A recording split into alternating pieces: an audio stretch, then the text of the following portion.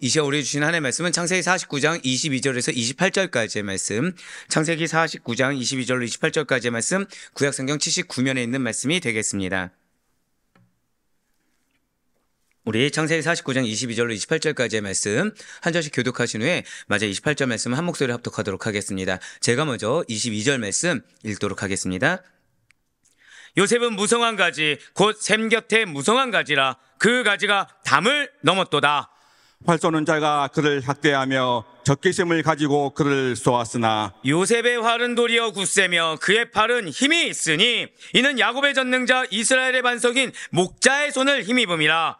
내 아버지의 하나님께로 말미암나니 그가 너를 도우실 것이요 전능자로 말미암나니 그가 내게 복을 주실 것이라. 위로 하늘의 복과 아래로 깊은 샘의 복과 저먹이는 복과 태의 복이로다. 내 아버지의 축복이 내 선조의 축복보다 나아서 영원한 산이 한없음 같이 이 축복이 요셉의 머리로 돌아오며 그 형제 중 뛰어난 자의 정수리로 돌아오리로다.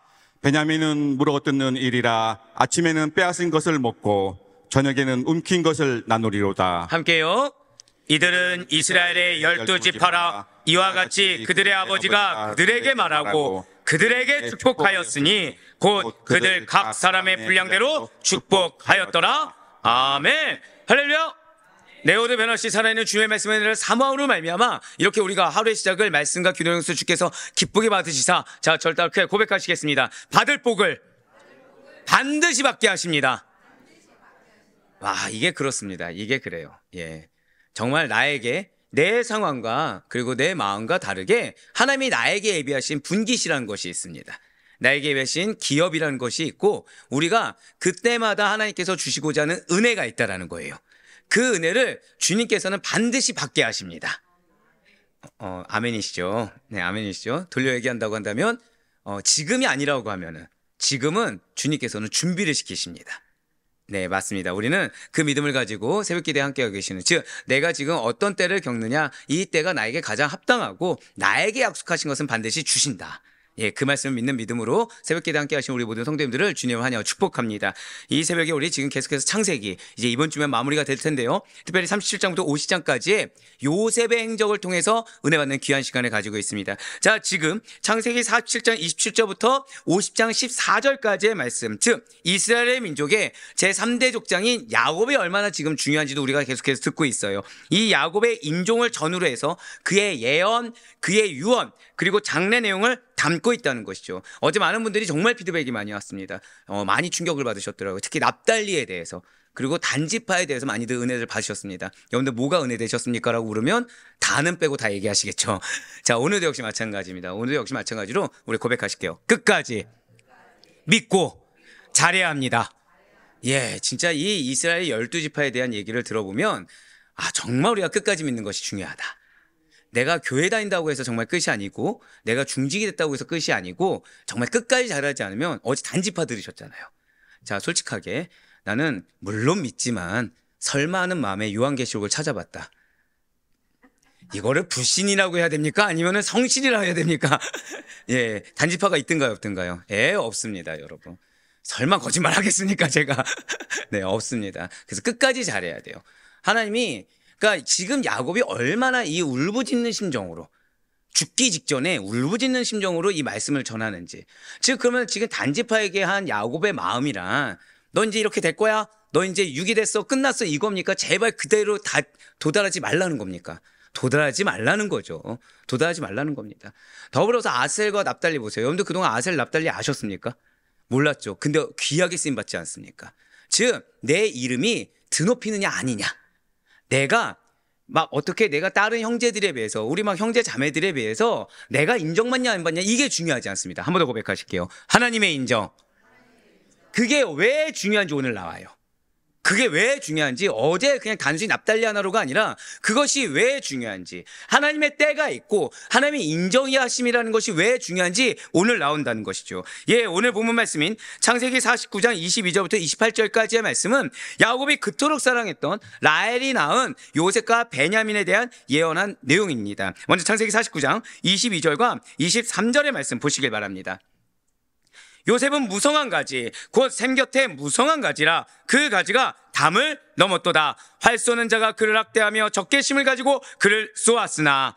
아멘. 고백하시겠습니다. 학대가 있습니다.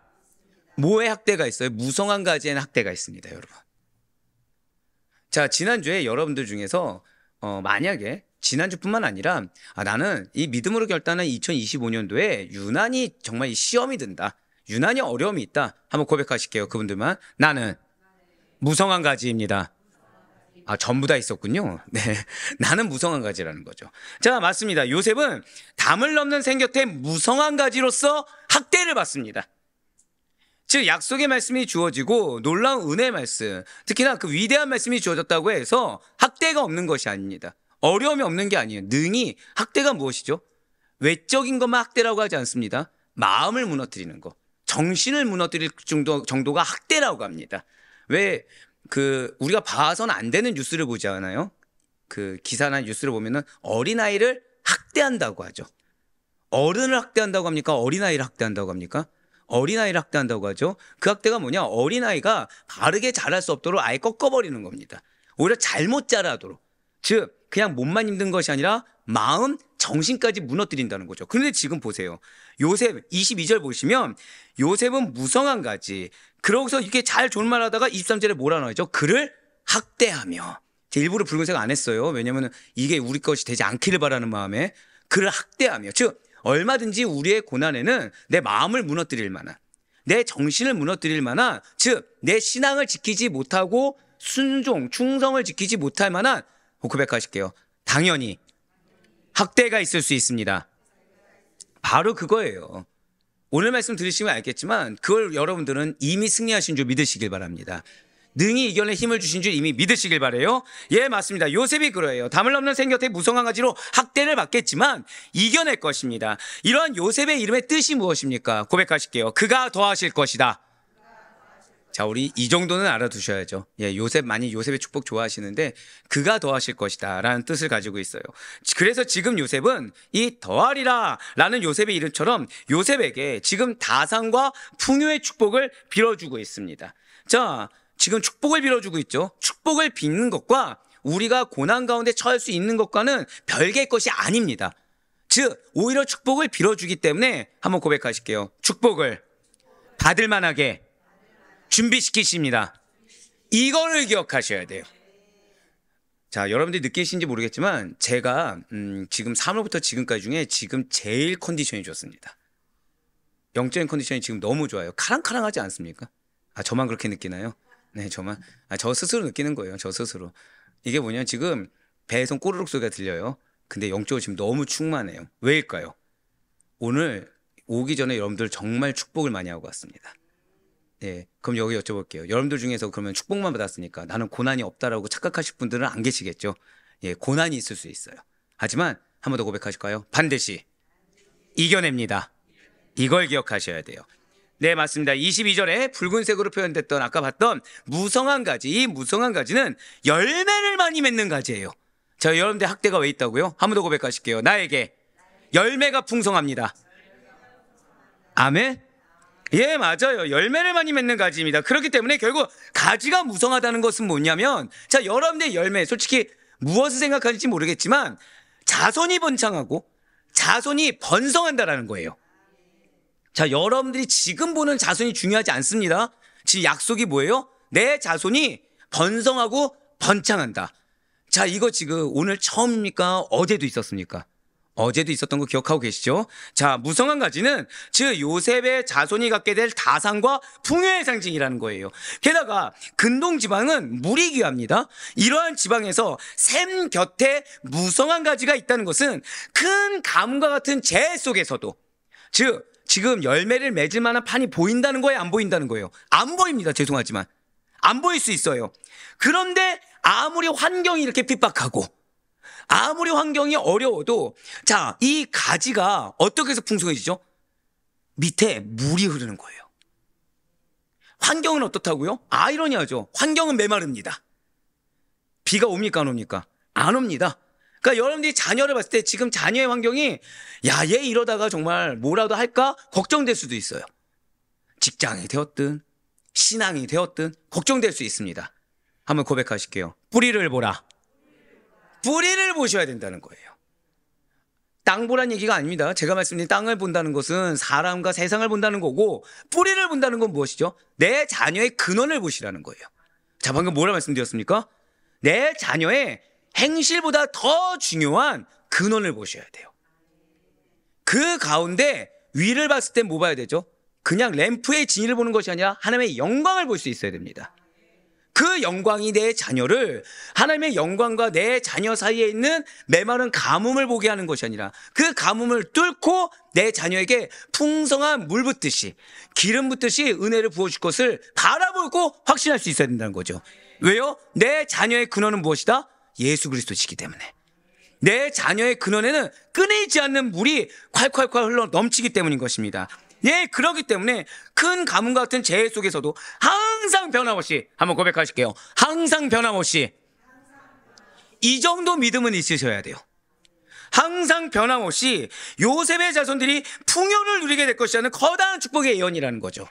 자, 한번 여쭤볼게요. 저는 지금 오늘 영적으로 너무 좋다고 말씀드렸습니다. 자, 환경적으로 이건 중요하지 않죠? 그럼 제가 여러분들 중에서 누군가를 딱 기도했을 때, 야, 이건 하늘 보고 얘기하겠다. 또 오해하실라.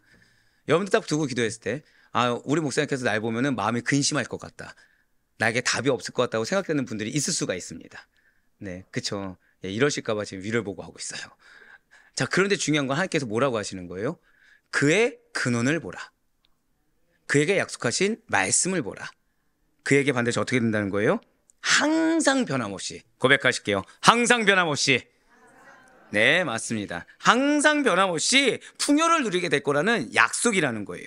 축복의 예언인 것입니다. 이에 대해서 시편 기자가 사실은 이렇게 선포한 적이 있죠. 우리 너무나도 잘 아는 말씀입니다. 시편 1편 3절의 말씀, 나에게 주신 말씀을 알고 다 같이 읽겠습니다. 시작. 그는 시냇가에 심은 나무가 저를 따라 열매를 맺으며 그 잎사귀가 마르지 아니한 같으니 그가 하는 모든 일이 다 형통하리로다. 아멘. 그렇다면 이와 같은 야곱의 예언은 성취되었습니까? 성취되지 않았습니까? 성취되었어요. 진실로 야곱의 예언처럼 요셉의 자손들은 다른 아들들이 한 지파만을 형성했던 것과는 달리 에브라임과 므낫스의 무려 두 지파를 형성하였고, 특히 에브라임 같은 경우에는 므낫스보다 더 큰 축복을 받아서 가나안 정복 이후에 비옥한 토지를 분배받았습니다. 여기서 끝나지 않아요? 뿐만 아니라 다른 지파들로부터 둘러싸여 있게 돼요. 외적의 침입이 있습니까? 없습니까? 외적의 침입부터 자연스럽게 보호까지 받는 특혜를 누리게 되었다는 거죠. 또한 왕국 분열 이후에는 북이스라엘 왕국에서 가장 확고한 세력을 확보하여 북이스라엘 대표하는 지파가 되었다는 것입니다. 그러니 여기까지 봤을 때 여러분들 무슨 생각 드십니까? 한 번 더 고백하실게요. 티를 내지 말자. 예, 티를 내지 않았더라면 얼마나 좋았을까요? 티를 내지 않았더라고 한다면 그냥 그대로 축복이 아무런 거리낌 없이 왔을 거예요. 내가 이후에 받을 축복은 생각하지 못한 채 방법론 때문에, 하나님이 나에게 역사하고 말하는 이 방법론 때문에 지금 내가 누린 특권, 한 번 더 고백하실게요. 이후에 더 큰 특권이 존재합니다. 아멘? 그거를 보지 못하다 보니까 그 순간의 찰나를 이겨내지 못한다는 거죠. 하지만 기억하셔야 돼요. 그 순간의 찰나를 이겨내지 못했던 루벤을 생각하셔야 됩니다. 그 순간의 찰나를 이겨내지 못했던 단을 생각할 수 있어야 돼요. 우리는 그런 존재가 아닙니다. 우리는 하나님께서, 한 번 더 고백하실게요. 나에게 특권을 주셨습니다. 아마 벌써 눈치챘겠지만 오늘 유난히 여러분들의 선포를 지금 유도하고 있어요. 왜냐하면 축복의 메시지이기 때문에. 그냥 듣고 마시지 마시고 여러분들 입술로 여러분들 걸로 하라는 겁니다. 자, 그렇습니다. 진실로 요셉은 무성한 가지와 같이 번성하는 인생이었습니다. 1차적으로 애굽에서 총리가 된 요셉은 7년 대기근을 슬기롭게 잘 극복함으로 말미암아 그의 가족들과 애굽인들, 주변 사람들까지도 모두 다 혜택을 얻게 되었어요. 이게 여러분들의 미션입니다. 나로 인해 내 주변이 유익을 봐야 됩니다. 나로 인해 내 주변이 혜택을 볼 수 있어야 됩니다. 이것은 어떠한 인간적이고 세상적인 걸로 하는 것이 아니에요. 한 번 더 고백하실게요. 말씀을 절대 믿고 순종해야 합니다. 그걸로 혜택을 얻게 되는 거예요. 내 입을 드러내지 않는 겁니다. 지금 루벤, 요셉 단처럼 내 입을 드러내고 내 마음의 니즈를 채우려고 하는 것이 아니에요. 말씀을 믿는 것입니다. 그런데 감사한 것은 이는 결코 과거적인 음해만, 1차원적인 음해만 국한된 것이 아니라는 거죠. 요셉의 후손들의 번성 역시도, 자, 이 부분이 정말 하이라이트죠. 다른 지파들에게까지 혜택을 주게 된다는 거예요. 그런 미래적 의미가 담겨 있다는 것입니다. 그 가운데 창세기 49장 23절의 말씀을 한 번 더 다시 한 번 더 보실게요. 활 쏘는 자가 그를 학대하며 라고 분수에 표현되어 있어요. 자, 이것은 한 번 더 고백하실게요. 나의 가정은, 나는 지속적으로 성장합니다. 이게 일단 전제예요. 이게 전제예요. 우리 성도님들 같은 경우에 너무나도 못된 담임 목사를 만나서 많이 질책 어린 말씀을 듣는 경우가 있습니다. 자, 왜죠? 성장이에요. 성장을 위한 거예요. 사람이란 존재가 가만 놔두잖아요. 나에게 익숙한 걸 행하게 됩니다. 가만히 있으면 얼마든지 루벤처럼, 얼마든지 단처럼, 얼마든지 요셉처럼 행하게 됩니다. 근데 문제는 그게 틀린 줄 안다 모른다? 몰라요. 그렇기 때문에 말씀에 근거해서 뭐 제가 뭐라고 여러분들을 막 혼내겠습니까? 근데 말씀 들으시면 다 혼난 느낌 드시잖아요. 네, 강해서가 아니겠죠. 말씀이 여러분들의 심령을 만져줬기 때문인 것입니다. 예. 그런데 그 이유가 무엇이라고요? 성장해야 되기 때문에. 근데 성장도 성장했다가 떨어졌다 이것이 아니라 어떻게 해요? 지속적인 성장이 여러분들을 향한 축복입니다. 그 결과로 많은 적대 세력들이 생긴다는 거예요. 그들이 끊임없이 요셉의 후손들을 괴롭히게 될 것이라는 예언이라는 거죠. 네, 그렇습니다. 요셉의 후손들이 큰 영화를 누리게 될 것입니다. 하지만 때로는 큰 위기에도 빠질 수 있다는 것을 보여주고 있다는 것이죠. 그러나 끝내 그들은 반드시 모든 학대와 어려움을 이겨내게 될 것입니다. 왜입니까? 하나님과 함께하는 자는 반드시 승리할 것이기 때문인 거예요. 그래서 고람대오가 중요하고, 그래서 자기 부인이 중요하고, 그래서 자기 십자가가 중요하고, 그래서 내 입술에서 어제 말씀드렸던 것처럼, 지난번에도 말씀드렸던 것처럼 작은 거 하나도 나를 인정하지 않는 말이 그래서 중요한 것입니다. 왜요? 그래야 그 승리가 여러분 될 것이 된다는 사실을 의심치 않으시길 바래요. 이어서 창세기 49장 24절의 말씀 한번 보도록 하실게요. 왜 승리하게 되는 것입니까? 요셉의 활은 도리어 굳세며, 고백하실게요. 고난이, 학대가 날 성장하게 합니다. 그거예요. 도리어 굳세게 합니다. 그의 팔은 힘이 있으니 이는 야곱의 전능자 이스라엘의 반석인 목자의 손을 힘입음이라. 아멘. 그렇습니다. 지금 야곱은 요셉이 활 쏘는 자에게 학대와 공격을 받았지만 전능자의 손을 힘입은 요셉의 활이 도리어 굳세고 그의 팔이 힘이 있다라고 노래를 하고 있어요. 즉 이렇게 됐으면 좋겠다, 이럴 거야가 아니라 아예 확신하기 때문에 찬양이 나오는 거죠. 여러분들, 제가 저희 찬양팀, 특히 이제 교육목국에 기도하는 바 중에 하나가 바로 그거예요. 이 찬양이 이들의 신앙의 확신에서 나오길 바란다는 고백을 합니다. 그러면은 때로는 회개 찬양 있죠. 이것이 뭐죠? 회개 역시 기회라는 걸 믿는 믿음으로, 저 안에 나에게 기회를 준다는 고백으로, 그러니까 음률로 부르는 것이 아니죠. 영성으로 불러야 되는 거죠. 찬양은 반드시 영성이 있어야 됩니다. 기도하지 않고 올라간다, 이건 말이 안 됩니다. 그거는 하나님을 기만하는 행동이에요. 그래서 제가 저희 교육목국 찬양팀을 위해서 기도할 때는 항상 이겁니다. 영성 있게. 예, 지금 하나님의 도우심을 그로 인해 승리하는 것을 체험해서, 아니면 체험하지 내가 못하는 것 같아도 확신 가운데 신앙을 드러낼 수 있는 음률이 되기를 원한다는 것이죠. 아울러 이는 장차 요셉 자손들이 대적들의 모략이 있을 수 있어요. 즉 억울한 일이죠. 침략이 있을 수 있습니다. 그럼에도 불구하고 그 대적들을 물리치고 승리할 것을 예언한 것이기도 합니다. 또한 더 나아가 요셉으로 대표되는 경건한 하나님의 자손들이 악한 마귀사단의 세력에 의해 핍박과 공격을 당하게 된다고 하더라도, 멸말당할 것 같은 위기가 당한다고 하더라도 궁극적으로 전능하신 하나님의 손을 힘입어서 이 원수를 물리치고 반드시 승리하게 될 것을 예언한 것이기도 하다라는 거예요. 그렇습니다. 반드시 잊지 마시길 바라요.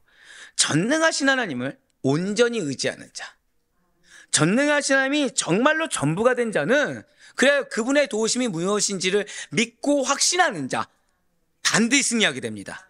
그래서 성경은 우리에게 이렇게 강권하고 있습니다. 로마서 8장 37절의 말씀과 요한일서 5장 4절의 말씀을 보시기 바랍니다.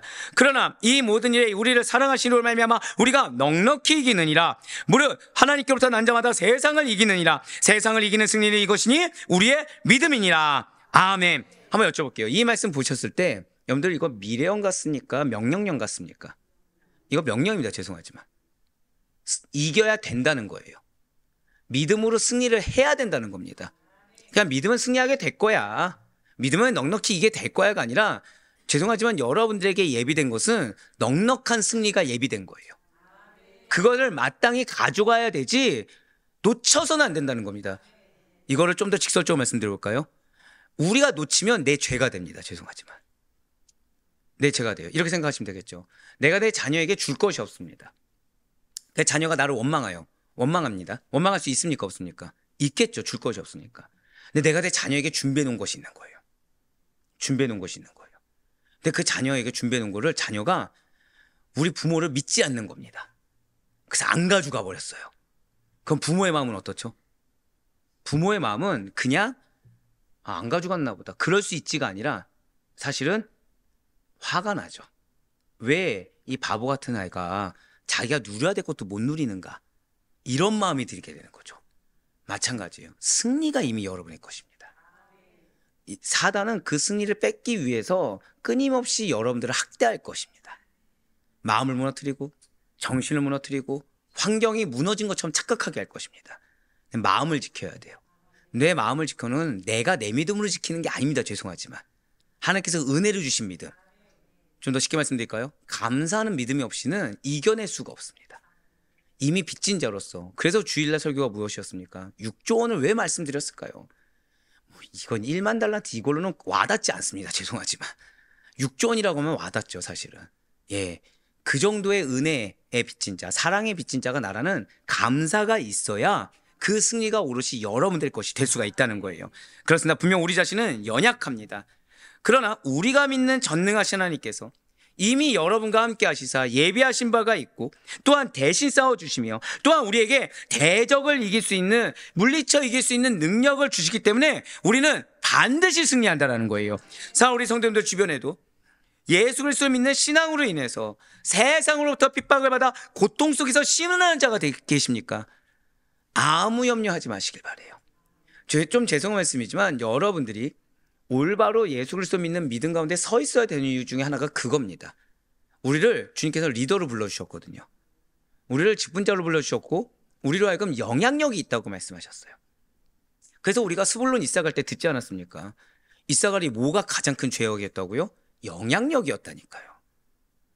이사갈이 이스라엘 12지파를 대표하는 자가 되지 않는다고 한다면 문제가 되지 않습니다. 내가 내 열심하고 내 분기 누리고 내 후회가 어떻게 되든 상관없다고 하면 뭐가 문제겠습니까? 근데 그에게는 반드시 사명이 있었다는 거죠. 진취적인 사명. 하나님의 일을 더 확장해야 되는 사명. 즉 선한 영향력의 사명이 있었던 겁니다. 스불론은 그걸 했던 것이고 이사갈은 내 세계에 휩싸여서 못했던 겁니다. 그랬더니 후손이 지금 이 요셉의 후손과 달리 저주를 받게 됐다는 거죠. 우리가 나를 빼야 되는 이유가 있어요. 이유는 왜냐? 먼저 우리가 분별해야 됩니다. 나에게 붙여준 영혼이 예수 그리스도인에서 고난을 받는지, 아니면 나 스스로의 불신앙, 나 스스로의 잘못 때문에 해서 고난을 받는지 먼저 분별해야 됩니다. 그 가운데 그들이 정말로 신앙을 갖고 있는데도 불구하고 고난을 당한다 라고 하면은 우리가 먼저 염려해서는 안 돼요. 우리가 먼저 걱정해서는 안 됩니다. 왜요? 담대하게 그들에 대해서 확신을 가질 수 있어야 돼요. 그리고 위로할 수 있어야 됩니다. 우리가 위로 못하는 이유는 첫 번째는 내가 거기에 서 있지 않기 때문입니다. 내가 내 세계가 있기 때문이고 앞에 있는 영혼에 대한 분별이 서지 않기 때문이라는 거죠. 하지만 반드시 기억하셔야 돼요. 저는 여러분들에 대한 확신이 있습니다. 제가 잘해서가 아니겠죠. 왜냐하면 여러분들 향한 하나님의 약속은 너무나도 명확해요. 그 가운데 주님께서는 여러분들에게 뭐라고 하시는 것입니까? 확신 가운데 제발 자기 부인하라. 확신하지 않으니까 자꾸 나를 드러내는 거다. 확신 가운데 자기를 부인하고 확신 가운데 정말 믿음으로 승리하는 것이 무엇인지를 한번 고백하실게요. 경험해보라. 제가 우리 교회에 2025년도 들어서 너무나도 지금 기도가 분량이 늘어나고 감사함에 힘이 나는 것은 이전에는 뭐였죠? 와보라였습니다. 근데 이제는 우리들은 뭐예요? 경험해보라예요. 즉 내가 지금 경험하지 못한다. 빨리 무언가 내 삶의 영역에서 하나님과의 관계에서 지금 걸림돌이 있는 걸 빨리 막아야 됩니다. 즉 이 이스라엘 12지파가 끝나기 전에 빨리 매조지를 지어야 된다는 거예요. 진실로 우리가 오직 전능하신 하나님만을 믿고 의지하기만 한다고 한다면 승리가 반드시 나의 것이 됨을 경험해 보게 될 것입니다. 중요한 것은 시험과 고난을 당할 때 우리가 하나님을 의지하지 않고 무능력한 나의 지혜, 나의 능력, 나의 경험, 나의 생각, 나의 감정을 의지하는 어리석음으로 문제를 더 키우고 상황을 더 악화시키는 경우가 존재한다는 거예요. 이제는 그러면 안 됩니다. 한 번 더 고백하실게요. 경험해보라. 그게 주님의 명령이에요. 그러니까 누군가는 경험하는데 내가 경험하지 못한다. 이걸 이상하게 여길 수 있어야 됩니다. 이걸 남 탓을 해서도 안 되고 이걸 원망을 가져서도 안 됩니다. 반드시 우리는 먼저 나의 무지와 나의 연약함을 겸손하게 인정할 수 있어야 돼요. 그럴 때 하나님의 전능하신 손만을 의지할 수 있게 되는 것입니다. 내 생각과 내 계획 그리고 내 판단, 내 감정, 나의 어떠한 부분들을 인정받고자 한다고 한다면 그것은 지금 누구를 의지하는 거죠? 하나님을 의지한다고 하지만 나를 의지하게 되는 것입니다. 아니에요. 다 버려야 주님의 전능하신 손만을 의지하게 됩니다. 모든 대적과 악한 세력과의 싸움에서 승리하는 기쁨을 그제서야 누릴 수 있다는 사실을 절대 잊지 마시길 바라요. 계속해서 창세기 49장 25절과 26절의 말씀입니다. 내 아버지 하나님께로 말미암나니 그가 너를 도우실 것이요 전능자로 말미암나니 그가 내게 복을 주실 것이라. 위로 하늘의 복과 아래로 깊은 샘의 복과 젖먹이는 복과 대복이 이리로다. 내 아버지의 축복이 내 선주의 축복보다 나아서 영원한 산이 한없음 같이 이 축복이 요셉의 머리로 돌아오며 그 형제 중 뛰어난 자의 정수리로 돌아오리로다. 아멘. 그렇습니다. 분명히 요셉은 하나님의 도우심으로, 자, 한번 생각해 보세요. 여러분들이 요셉이라 한번 생각해 보세요. 하나님의 도우심이라고 다 인정하기가 쉬울까요? 어려울까요? 정말 어렵습니다. 왜냐면 그게 있습니다. 역경을 많이 거친 사람일수록 뭐가 위험하냐면 은연중에 내 의가 들어가요. 왜요? 진짜 힘든 세월을 보냈거든요. 힘든 세월을 믿음으로 잘 이겨냈거든요. 그러니까 말 한마디에서 뭐가 나오는 겁니까? 지난 주일에 말씀드렸던 것처럼 내가 이런 상황인데 이렇게 순종합니다. 이런 말이 나도 모르게 나오는 거예요. 그러니까 아이러니하죠. 역경을 잘 이겨내서 고난을 잘 이겨냈다 보니까 좀 인정받고자 하는 이 인간 본연의 죄악된 욕구가 쓱 올라오는 거예요. 자, 역경을 이겨낸 자에게 상급이 있습니다. 정말 믿으십니까? 근데 그걸 누가 막는 거예요? 사단이 그 순간에도. 그래서 끝까지 잘해야 되는 겁니다. 예, 그 순간에 막는 거예요. 예, 요셉은 그런데도 불구하고 요셉이 잘했다 아니면 하나님의 도우심이다. 하나님의 도우심. 이게 진짜 중요한 겁니다. 하나님이 도우셨다고 한다면 지금 요셉이 애굽 총리에서 다시 종으로 간다고 해도 불만 갖지 않습니다. 지금 애굽 총리에서 다시 노예로 간다고 해도 불만 갖지 않습니다. 왜요? 하나님이 도와서 그 위치가 됐기 때문에 하나님이 나를 어떻게 쓰시냐 이건 중요하지 않다라는 거죠. 내가 얼만큼 고생해왔고 얼만큼 희생해왔고 얼만큼 헌신하는데 기껏 하나님께서 나에게 주신 열매가 이거다? 이 기껏이 잘못된 거예요. 왜죠? 이 기껏이란 말이 왜 나오죠? 내가 이미 내가 받은 분깃을 내가 결정해버렸습니다. 왜요? 내 고생의 무게를 다 알고 있으니까. 근데 다 아는 걸까요? 모르고 있는 걸까요? 모르고 있다는 거죠. 지금 생각해 보세요. 지금 요셉은 자녀에게 특권이 있다는 거를 알면서도 불만을 토로했습니다. 근데 그 이후에 받을 엄청난 지금 축복, 이 축복을 요셉은 알았습니까? 몰랐습니까? 몰랐다는 거예요. 근데 내가 지금 형들에게 얼마나 배신당하고 내가 지금 이런 종이었고 이런 노예, 이런 불굴의 역경을 이겨냈는데 왜 이 내 자녀 축복조차도 내가 함부로 살 수가 없냐? 이런 불만 가진 순간 내가 받을 기업을 내가 발로 차버리게 된다는 거죠. 철저할 정도로 고백하실게요. 모든 것이 하나님의 도우심입니다. 그 외에는 우리가 나갈 것이 없어요. 이 말 하면서도 제가 이게 어떤 한 장로님이 저희 교회 아니죠. 한 장로님이 하나님이 다 도우셨습니다. 하나님 다 도우셔서 내가 사람한테 이렇게 4천만 원도 사기 당해보고 내가 교회 다니는 사람한테 이렇게 어려움도 당해보고 내가 내 자녀들도 내 뜻대로 안 컸지만 하나님의 도우심으로 내가 이 위치에 있었습니다. 뭐가 생각나십니까? 도우심이 생각납니까? 그분의 역경의 흐름들이 생각나십니까? 아니에요. 하나님의 도우심이란 건 아무것도 존재할 수가 없습니다. 여러분들 가운데 우리가 어떤 능력이 있어서 전능하신 하나님께 한 스푼을 얹을 수가 있겠습니까? 못 얹어요. 못 얹어요. 진짜 하나님의 도우심으로 복을 받기를 원한다고 한다면 내가 없어야 됩니다. 내가 없어야 돼요. 분명 요셉은 맞아요. 하나님의 도우심으로 요셉이 남은 것이 아니라 하나님의 도우심만이 남아 복을 받게 될 것입니다. 물의 근원을 찾아 쉽게 물을 사용하는 복을 받게 될 것이고, 그에 더해 다산의 축복까지 받아 그의 자손들은 더욱더 번성하게 될 것입니다. 진실로 요셉은 선조의 축복보다 더 뛰어난 야곱의 축복을 넘치도록 받게 되었습니다. 야곱이 받는 축복의 경계, 그 범위는 정해져 있어요. 26절 말씀 붉은색 편대본을 다시 한번 더 보시길 바라요.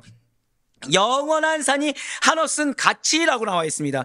말 그대로 영원한 산 경계까지, 즉 영원한 산의 최극단까지 편만하게 될 거라는 거죠. 그럼 여기서 영원한 산이 무엇입니까? 하나님께서 친히 거하시는 성산이며 하나님께서 친히 통치하시는 하나님의 나라 고백하실게요. 하나님의 나라, 하나님의 나라를 의미한다는 거예요. 자, 이처럼 야곱의 축복이라는 것은 그 범위가 정해져 있습니다. 요셉에게 주어진 축복은 오직 잘 기억하셔야 돼요. 한 번 더 고백하실게요. 나는 복 받습니다. 나는 기업을 얻습니다. 이거 반드시 믿으시길 바라요. 자, 이 다음 말씀은 이걸 의심치 않는 자들에게, 아무리 학대가 있다고 하더라도, 내 상황이 어떻다고 하더라도, 나에게 가뭄이 일어닥친다고 하더라도 나의 근원, 내 자녀의 근원은 풍성한 물이기 때문에 반드시 약속은 성취된다 라는 이 확신 있는 자들만이 들을 수 있는 말씀인 거예요. 왜죠? 요셉에게 주어진 축복은 오직 하나님의 통치 아래에 있을 때만 유효한 것입니다. 이거 기억하셔야 돼요. 즉 여러분들이 연대 삶에서 고백하실게요. 나의 신앙을 점검해 봐야 합니다. 그 이유가 이거예요. 지금 내가 내 세계에 빠져 있는지, 정확히 말씀드릴까요? 내 종교, 아까 잠깐 왜 제가 이전에 장로님 하셨던 말씀 잠깐 드렸었잖아요. 그분은 지금 하나님의 도우심이 전부였습니까? 내가 전부입니까? 하나님의 도우심이라는 걸 끌어당겼지 나를 드러내고 있죠. 그분의 세계는 하나님의 통치입니까? 나의 통치입니까? 나의 통치예요. 이거 구별할 수 있어야 돼요. 내 통치입니다. 그러면은 요셉에게 주어진 축복이라는 것은 그분에게 실제가 될까요? 안 될까요? 절대 될 수가 없습니다. 돼봤자 교만하게 되거든요.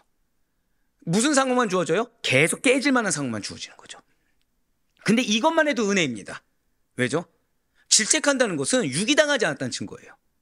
깨질 수 있다는 것은 유기당하지 않을 수 있다는 증거입니다. 여전히 더 큰 문제는 그 말씀 앞에 항변하는 건 정말 더 큰 문제지만, 최소한 문제가 문제인 거를 받아들일 수만 있다, 인정이 안 돼도 받아들일 수 있다는 것만 해도 큰 은혜죠. 사실은 시간이 좀 걸리더라도. 근데 문제, 이 시간이 어떤 시간이에요? 내가 받을 축복을 내가 발로 차버리는 시간이죠. 그러니까 말씀이 주어졌을 때 빨리 받아야 되죠. 그거 어디 아래 거야 됩니까? 한 번 더 고백하실게요. 하나님의 통치. 예, 이게 가장 중요한 거예요. 그러니까 제가 제일 답답한 거는 뭐냐면, 영적으로 공부한 걸 그대로 두는 겁니다. 마음이 어려운 걸 그대로 두는 거예요. 환경 가운데 기도하는데 응답되지 않는 거를 그냥 그러려니 하고서 매번 루틴만 반복하고 있는 거예요. 자, 하나님은 전능하십니다. 믿으십니까? 근데 전능하신데 왜 내 삶 가운데 역사를 못 하시죠? 못 하시는 게 아니라 안 하시는 거겠죠. 왜요? 아니, 내 통치 아래에 있어야 되는데 지금 누구 통치 아래에 있는 거예요?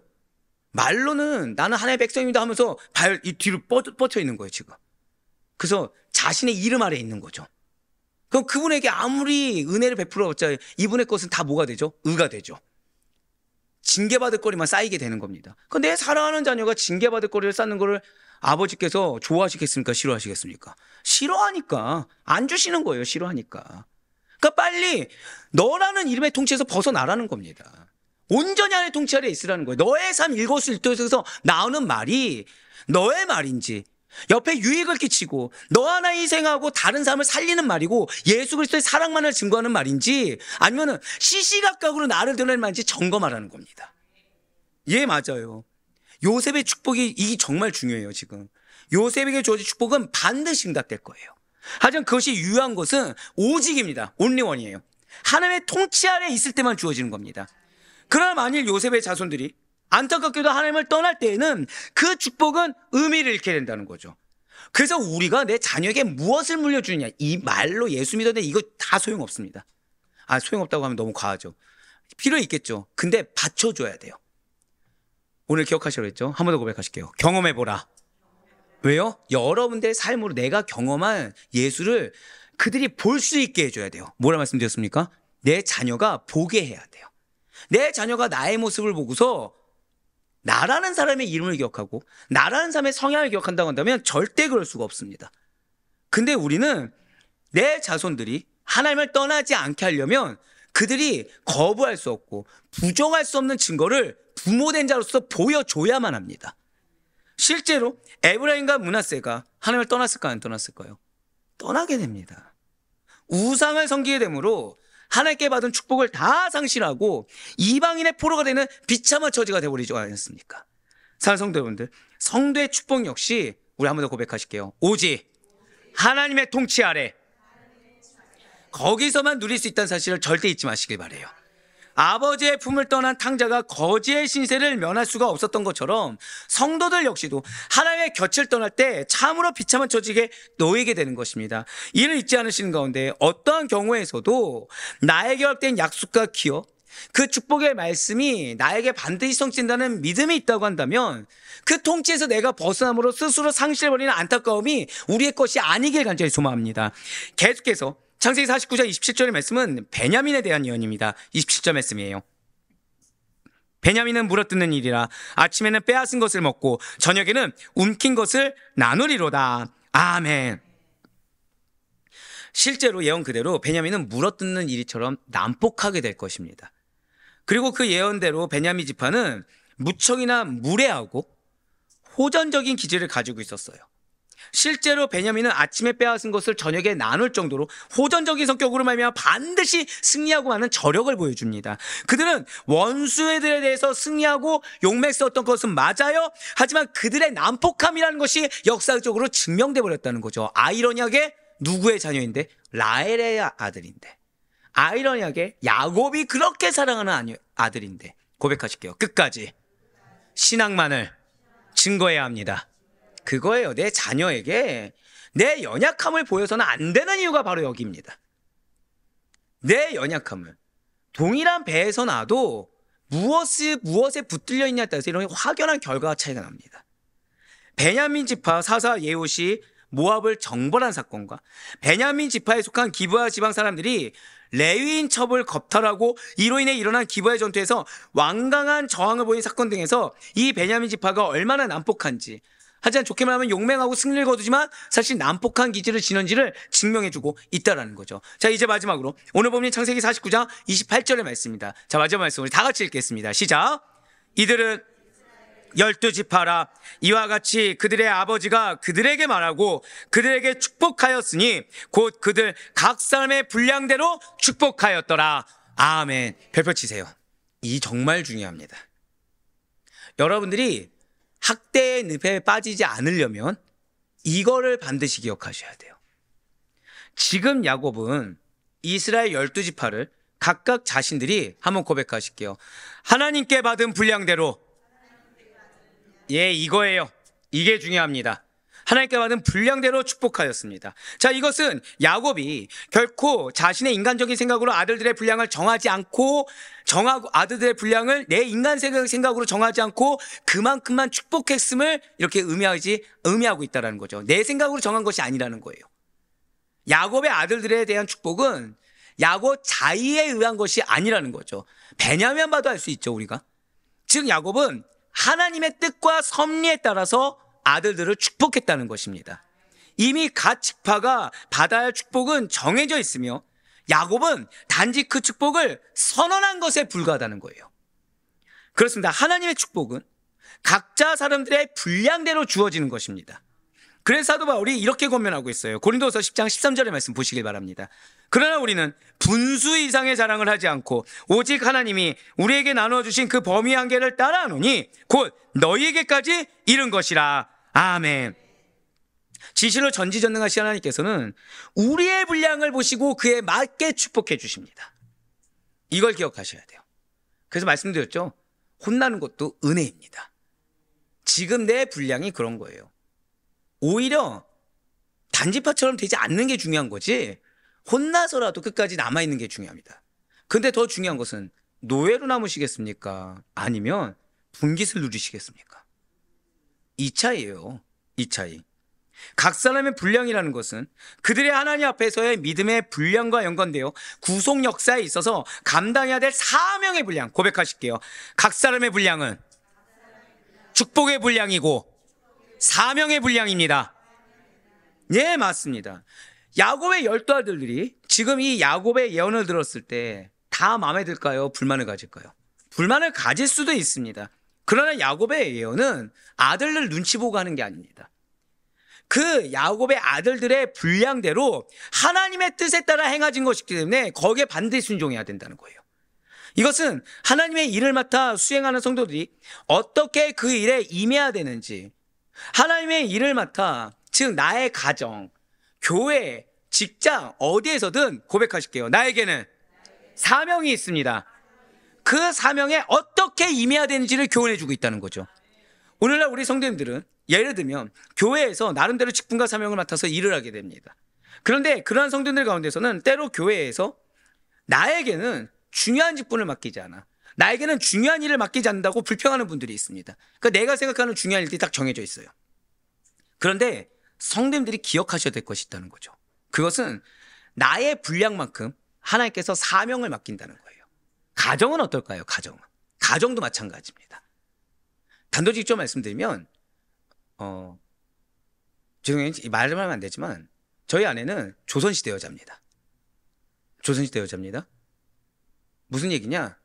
입 하나 뻥끗하지 않습니다. 제일 먼저 하는 게 뭔지 아십니까? 기도입니다. 저한테 불만이 있을까요? 없을까요? 있습니다. 많습니다.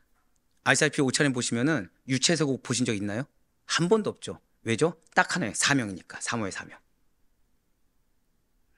다른 교회에 가보시잖아요. 사모님들이 회장 아내인 분들이 많습니다. 근데 왜 그렇게 할까요? 그럼 집에서는요. 어느 누가 시어머니 모시고 살고 싶겠습니까? 근데 감사하게 삽니다. 왜요? 그로 인해서 교회에 덕이 된다고, 교회 유익이 된다고 감사합니다. 자, 근데 저분의 직업이 뭐였죠? 아시죠? 방송국에서 일했어요. 지금도 지인들이 많습니다. 그러면은 얼마든지 화려하게 날개를 피는 거에 대해서 꿈꿀 수 있을까요? 없을까요? 있어요. 니즈가 있습니다. 근데 니즈를 억누르는 거예요. 말 한마디에서 내가 할 수 있는데 당신 사역 때문에 이렇게 희생한다는 얘기를 할까 안 할까요? 절대 하지 않습니다. 절대 하지 않아요. 자, 그럼 여러분들이 저를 보셔서 아시겠지만 저는 무던합니까? 껄끄러운 인간입니까? 저 굉장히 예민한 인간이죠. 단 한 번도 사람 불편하게 한다, 단 한 번도 껄끄럽다, 힘들게 한다는 얘기 한 적이 없습니다. 오히려 그거는 영적으로 예민한 거라고 축복을 하고, 오히려 가정에서 아빠나 남편으로 역할 못하는 거에 대해서 당연하게 여깁니다. 왜요? 제 자식들이거든요. 여기 가서 하라는 거예요. 이게 당연하다 생각하시면 이게 아멘 나오십니까? 솔직히? 여러분들 맡은 바 분량대로 준다는 믿음을 갖고 있어요. 즉 하나님이 나에게 원한 분량은 잠잠히 기도하는 거. 그럼 고생을 했을까 안 했을까요? 죄송해요. 직살나게 고생했죠. 왜냐, 제가 아시다시피 형통하게 평탄한 길만 간 인간이 아니잖아요. 한번 생각해보세요. 여러분들 지금 잘 살고, 아파트에서 잘 살고 있어요. 갑자기 쥐가 나오는 양구 땅으로 간다 생각해보세요. 가시겠습니까? 사명이라고. 가시겠습니까? 남들 다 새벽기도 안 나오는데 사명이라고 새벽기도를 꿋꿋이 압박 주는데도 지킨다고 생각해보세요. 하시겠습니까? 그 다음 가는 곳곳들마다, 죄송하지만 잘 살던 사람입니다. 막 반지 압박, 막 물 새는데 이런 데서 살았다 생각해보세요.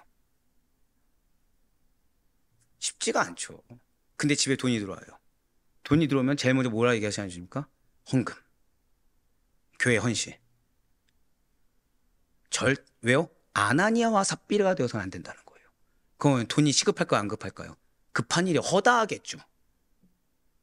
먹고 사는 일, 내 자녀 위한 일, 허다하겠죠. 근데 뭘 선택해요? 그러니까 금식하라고 하셨겠지. 끝이에요. 여러분들 죄송하지만 불평하는 자는 교만한 자입니다. 성도는 내가 지금 뭘 누리느냐, 나의 맡겨진 일의 크고 작음을 생각할 것이 아니에요. 왜 내가 이렇게 몸이 힘든데 이런 일까지 주어지냐, 이거 따진 순간 죄송하지만 나 지금 성도 아니구나, 나 지금 하나님께 감사가 없구나, 아, 나 지금 하나님 앞에 하나님 날 벌 주세요라고 내가 지금 증명해 보이고 있구나. 그걸 얘기하셔야 돼요.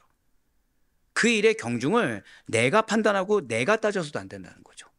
내가 마땅히 누려야 될 권리라는 게 우리가 어디 있습니까? 내가 누려야 될 권리는 천국 백성으로서밖에 없어요. 말씀의 은혜 받고 정말 하나님이 나와 기도 가운데 함께 하시고 이것만 해도 좋게 해야 되고, 나를 청소를 시키든 나를 빨래를 시키든 어느 쪽이든 쓰시는 걸로 감사해야 됩니다.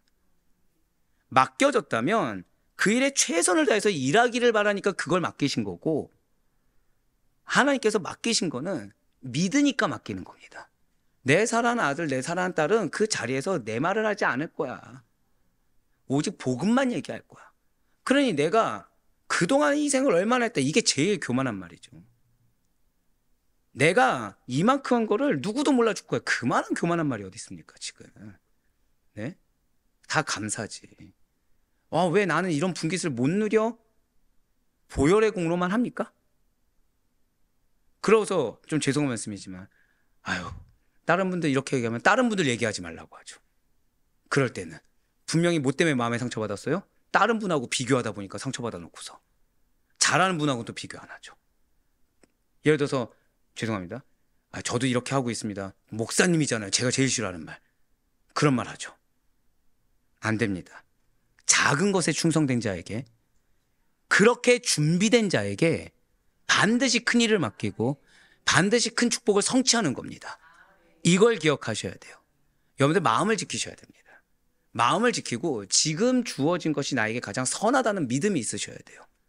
그렇지 않으면 하나님이 기회를 줘도 기회인 줄 모르고 내 말하다가 끝나게 됩니다.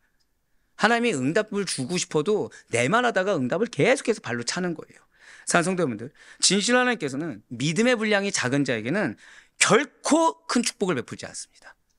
한번 생각해 보시길 바래요. 간장 종지에다가 큰 항아리에 찰만큼의 물을 부을 수가 없지 않겠습니까? 마찬가지로 하나님께서는 내가 생각했을 때 난 준비가 되어져 있고 나는 지금 축복받을 자격이 된다고 생각해도 정작 하나님 보시기에 아직 그 그릇이 작은 자들, 아직 믿음의 그릇을 작게 준비한 사람, 왜요? 나를 드러내라. 내 통치 아래에 있어가지고 큰 축복을 그런 자들에게는 베풀 수가 없습니다. 그러므로 진실로 하나님의 풍성한 축복을 받아 누리기를 원한다고 한다면, 정말 쓰임받고 정말 이전과 다른 변화된 삶을 누리길 원한다고 한다면, 아니 진짜 인정받기 원한다고 한다면 내 자신의 믿음의 그릇을 크게 준비하셔야 돼요. 하나님을 정말 신뢰하셔야 됩니다. 나를 지금 어떻게 쓰냐가 중요한 것이 아니라 쓰고 계시다, 이게 가장 중요해요. 어떤 방법이냐 따져서 요새처럼 그 오류 5점 하나 남기는 우리가 아니어야 합니다. 가장 먼저 하나님께서 인정하시는 큰 믿음을 소유하셔야 돼요. 최소한 받을 만한 마음판은 준비하셔야 됩니다. 그래야 하나님께서, 고백하실게요, 나를 위해 준비하신 것이 있습니다. 이걸 기억하셔야 돼요. 나를 위해 준비한 거, 죄송하지만 누가 멀게 만드냐? 내 말 한마디가 멀게 나가는 겁니다. 내 분노의 말, 내 조급한 말, 나를 드러내는 말, 이게 내가 받을 상급이 여기였는데 내 말 한마디로 말 한마디 할 때마다 툭툭 밀어내고 있는 거예요. 하나님께서 나를 위해 준비하신 그 하나님의 때에 하나님께서 예배하신 풍성한 축복을 당연히 마땅히 누릴 수 있는 자격을 갖춘 우리가 되길 간절히 소망합니다. 그래서 사도 바울은 우리에게 분명히 이렇게 선포했어요. 고린도후서 8장 7절의 말씀과 에베소서 4장 13절의 말씀입니다. 오직 너희는 믿음과 말과 지식과 모든 간절함과 우리를 사랑하는 이 모든 일에 풍성한 것 같이 이 은혜에도 풍성하게 할지니라. 우리가 다 하나님의 아들을 믿는 것과 아는 일에 하나가 되어 온전한 사람을 이루어 그리스도의 장성한 분량이 충만한 데까지 이르리니. 아멘. 사랑하는 성도님들, 축복이란 것은 인간에게서 나오는 것이 아닙니다. 내 말에서 축복이 임한다 착각을 버리셔야 돼요. 내가 경험한 믿음, 내가 증거한 믿음, 이걸 통해서 내려지는 거예요. 그것은 전적으로 하나님의 예정하심에 따라 하나님께서 당신이 원하시는 자에게, 당신이 원하시는 만큼 인정하는 자에게 주시는 것입니다. 야곱의 축복은 그의 아들들을 위해서 내가 원하는 바를 하나님께 강요한 것이 아니었어요. 그랬으면 누가 가장 그 축복이어야 되죠? 납달리 아니요, 요셉과 베냐민이었어야 됩니다. 근데 내가 사랑하는 베냐민에게 뭐라고 하죠? 난폭해질 거야, 이 얘기한 거예요. 어떻게 그렇게 얘기합니까? 야곱은 단지 하나의 뜻을 가감없이 전달했을 뿐입니다. 그리고 이것은 여러분들의 기도 역시도 마찬가지예요. 내 뜻대로 되게 해달라고 하나님을 조르는 것이 되어서는 안 됩니다. 마치 금나라 뚝딱하고 도깨비방망이를 휘두르는 것이 기도가 아니라는 거죠. 그런 기도는 결코 응답받지 못합니다. 참된 기도는 나의 통치 아래에서 나의 뜻을 구하는 것이 아니라 과감히 자기 부인하고 하나님의 통치 아래에서 하나님의 뜻을 구하는 겁니다.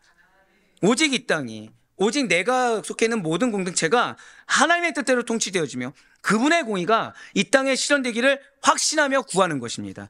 그럼에도 불구하고 만일 내가 하나님의 나라와 그분의 의를 구하지 않고 내 마음, 내 상황, 내 니즈, 내가 생각하는 바를 이루기 위해서 내 뜻대로만 기도한다고 한다면 우리는 결코 온전한 기도를 하나님께 드릴 수가 없다는 거예요. 분명 우리는 축복을 받고 싶어 하지 저주나 심판, 책망을 받고 싶어 하지 않습니다. 야곱의 12 아들들을 보시길 바라요. 그들은 그들의 행위에 따라 축복과 저주의 예언을 들었습니다. 예, 맞아요. 축복과 저주의 예언입니다. 이와 같이 우리도 마지막 때에 하나님으로부터 각각 그의 행위에 따라 축복과 저주의 말씀을 듣게 될 것입니다. 끝까지 잘하셔야 돼요. 그래서 끝까지인 겁니다. 내가 잘해왔다고 하더라도 그 한순간을 못 이겨내면 우린 또 다른 르우벤이 되고 우리는 또 다른 이사갈이 되며 우리는 또 다른 안타까운 단이 될 수 있다는 영적 경각심이 있어야 됩니다. 사랑하는 성도 여러분들은 그때 어떤 말씀 듣길 원하십니까? 많은 분들이 저한테 금식 좀 그만하세요. 저도 그만하고 싶습니다. 저도 그만하고 싶어요. 근데 혼나기가 싫습니다. 혼나기가 싫어요. 어떤 분은 그런 것도 물으시더라고요. 혹시 목사님 뜻 아닙니까? 그랬으면 전 여기 안 있죠. 그랬으면 전 여기 안 있죠. 죄송한데 저는 제가 제일 자격이 없는 사람이라 생각을 하거든요. 저는 하루에도 12번씩 부인하고 있어요. 그만 힘들고 싶다고 부인하고 있습니다. 그만 억울한 일 당하고 싶다고 부인하고 있습니다. 근데 저는 그보다 더 두렵고 더 확신 있는 것은 첫 번째 확신은 여러분들 저에게 양으로 붙여주셨고 그래서 여러분들을 향한 확신한 약속의 말씀이 있고 여러분들한테 축복받게 될 거예요. 근데 그 축복이 여러분들에서 끝나는 것이 아니라 여러분들의 자녀 때까지 반드시 이어지게 될 것입니다. 거기에 만약에 제일 방해자가 있다고 한다면 내가 될 것이고 여러분들이 될 거라는 또 확신도 있습니다. 지금 방금 뭐라고 말씀드렸죠? 방해자. 근데 또 다른 확신은 무엇이죠? 여러분들을 통해 대신에 부인된 여러분을 통해 하나님께서는 요셉의 축복을 허락하신 줄 저는 믿고 있습니다. 사랑하는 성도 여러분들, 축복의 말씀을 그때 우리가 누구나 다 들을 수 있길 바라요. 그것은 바로 지금이에요. 나의 마음, 나의 행동에 달려있음을 절대 잊어서는 안 됩니다. 내 육신이 힘드십니까? 찰나입니다. 아, 목사님 내 육신이 힘든 지 오래됐습니다. 예, 저도 오래됐습니다. 그런데 집이 2번 망하고 난 다음부터 지금까지 한 번도 쉬어본 적이 없습니다. 돌이켜보면 지금까지 여러분들도 고생해 오셨지만 여러분들 5살 때부터 46까지 41년을 고생하면서 살았다고 생각해 보세요. 41년을. 누릴 거를 못 누리고 살았다고 생각해 보세요. 그런데 저는 여러분들을 존경하는 것은 여러분들도 마찬가지겠죠. 그러면 그거 최소한 보상은 받아야 되지 않겠습니까? 보상은 다른 데 있지 않아요. 지금 내가 하나의 통치 아래 있느냐, 지금 내가 믿음으로 있느냐, 지금 내가 못 지키느냐, 여기에 당락이 좌지우지됩니다. 지금 아니면 안 돼요. 마지막으로 선포하실게요. 지금 준비가 되겠습니다. 이걸 기억하세요. 그러니 바로 원하기는 철저할 정도로 하나님 앞에서, 철저할 정도로 하나님의 기준으로, 철저할 정도로 오직 말과 믿음의 말과 행동을 하시며 살아가시는 가운데 여러분들에게 예배하신 승리, 여러분들에게 예배하신 그 약속의 기억과 말씀을 그대로 경험하고 보면서, 경험하면서 끝나는 것이 아니라 증거하며 살 수 있는 우리 모두가 되길 간절히 소망합니다.